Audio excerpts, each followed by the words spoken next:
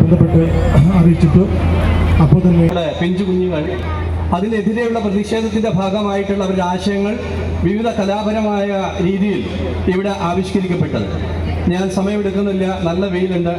നിങ്ങളെ സംബന്ധിച്ചിടത്തോളം ഈ ദിനം നിങ്ങൾക്കറിയാം, ലോകത്തിൻ്റെ എല്ലാ ഭാഗത്തും ലഹരിക്കെതിരെയുള്ള ശക്തമായ പ്രതിരോധ പ്രവർത്തനങ്ങളും അതുപോലെ നാട്ടുകാരെയും പോലീസ് ഉദ്യോഗസ്ഥരെയും ഒക്കെ നിറഞ്ഞ മനസ്സോടുകൂടി അഭിവാദ്യം ചെയ്യുന്നു.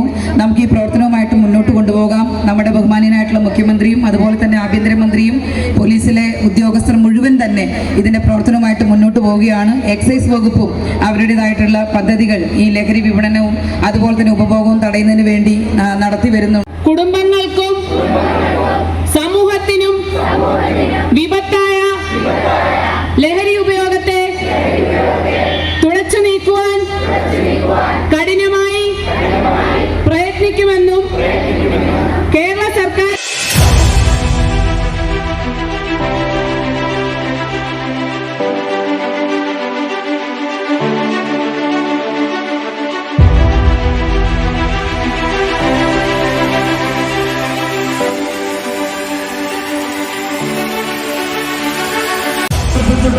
ലഹരി വിരുദ്ധ റാലിയാണ് ഈ വഴി നടന്നത്.